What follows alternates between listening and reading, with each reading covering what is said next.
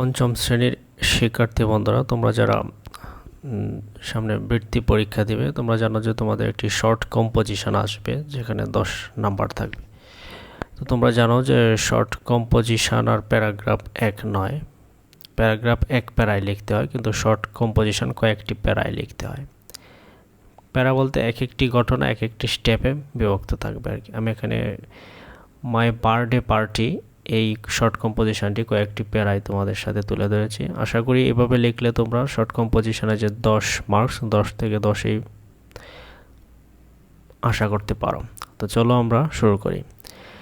My birthday party. Birthday is a memorable day in one's life. জন্মদিন হচ্ছে একটি স্মরণীয় দিন একজন ব্যক্তির জীবনে। This is the day when someone was born. এটা হচ্ছে এই দিন যখন কেউ জন্মগ্রহণ করে। People celebrate their birthday with happiness and joy. মানে মানুষ তাদের জন্মদিন আনন্দ খুশির মাধ্যমেই উদযাপন করে। এই যে দেখো, এইটা একটা প্যারা। এখন আমি আরেকটা প্যারা দিতেছি, ওইখানে আরেকটা বর্ণনা দেব। আমি যে প্যারা চিহ্ন, যেটা একটা প্যারা শেষ হইতে এটার জন্য এই চিহ্নটা ব্যবহার করতেছি আর কি। Last week was my 10th birthday. গত সপ্তাহে ছিল আমার 10ম জন্মদিন। I invited my friends. আমি আমার বন্ধুদেরকে আমন্ত্রণ করেছিলাম। মাই প্যারেন্টস আমার পিতামাতা decorated the drawing room nicely. আমার বাবা মা ড্রয়িং রুমটা খুব সুন্দরভাবে সাজিয়েছিল, মানে তোমার জন্মদিন হবে সে কারণে।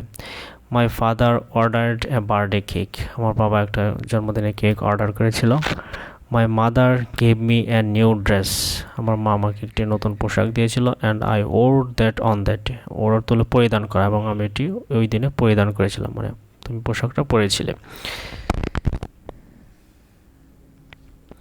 আচ্ছা, এখানে আমরা আর একটা প্যারা শুরু করতেছি।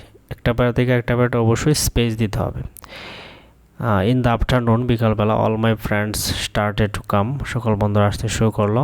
The cake is placed on a large table. কেকটি একটি বড় টেবিলের উপর রাখা হলো। As it was my 10th birthday, যেহেতু এটা ছিল আমার 10ম জন্মদিন। There were 10 candles on the cake. কেকের উপরে 10টা মোমবাতি ছিল। এই টোটালটা হচ্ছে তোমার বার্থডের বর্ণনা। এটা টোটালটা এক প্যারায় লিখতেছি। The program started. অনুষ্ঠান শুরু হয়েছিল।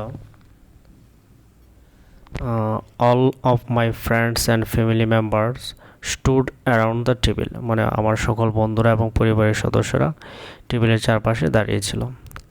I put out the candle. আমি মোমবাতি নিভিয়েছিলাম ফু দিয়ে। অ্যান্ড কাট দ্য কেক, এবং কেক কেটেছিলাম। Every one was clapped. সবাই হাততালি দিয়েছিল। অ্যান্ড স্যাং, এবং গিয়েছিল হ্যাপি বার্থডে টু ইউ। তোমার জন্মদিন শুভ হোক।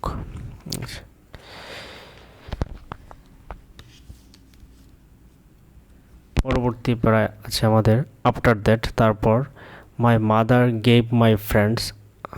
আমার মা আমার বন্ধুদেরকে দিয়েছিল সুইট ফ্রুটস অ্যান্ড ফুড। মিষ্টি, ফলমূল এবং অন্যান্য খাবার। মাই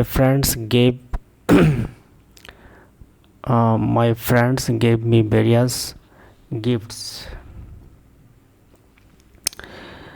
আমার বন্ধুরা আমাকে বিভিন্ন উপহার দিয়েছিল। Finally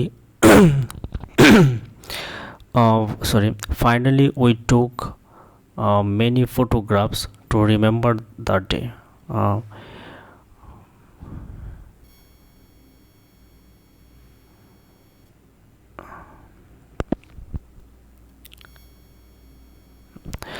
Finally we took many photographs to remember the day.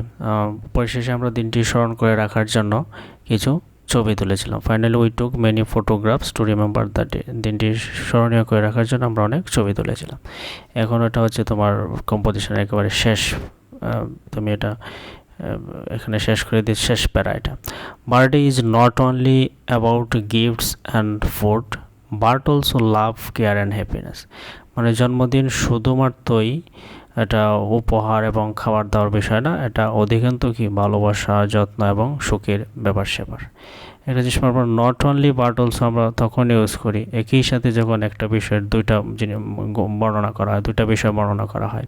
যেমন এখানে যদি আমরা বলি যে the boy is not only a good student but also a good player. দেখো আমি কিন্তু বলতেছি যে বালকটি শুধুমাত্র একজন ভালো ছাত্রই নয়, একজন ভালো খেলোয়াড়ও। একই ব্যক্তির যখন দুইটা গুণ বর্ণনা করা হয় তখন নট অনলি আর বাট অলসো ইউজ করা হয়। তো এখানেও কিন্তু বলা হচ্ছে যে birthday is not only about gifts and food. জন্মদিন শুধুমাত্রই উপহার এবং খাবার দেওয়ার বিষয় নয়, বাট অলসো অধিকাংশ লাভ, কেয়ার অ্যান্ড হ্যাপিনেস, এটা ভালোবাসা, যত্ন এবং সুখের ব্যাপারও, আনন্দেরও ব্যাপার। আই অলওয়েজ লুক ফরওয়ার্ড হলো অধীর আগ্রহে থাকা। I always look forward to my birthday every year. আমি আমার জন্মদিনের জন্য প্রতি বছর অধীর আগ্রহে থাকি। এই ছিল তোমাদের হ্যাপি বার্থডে শর্ট কম্পোজিশন।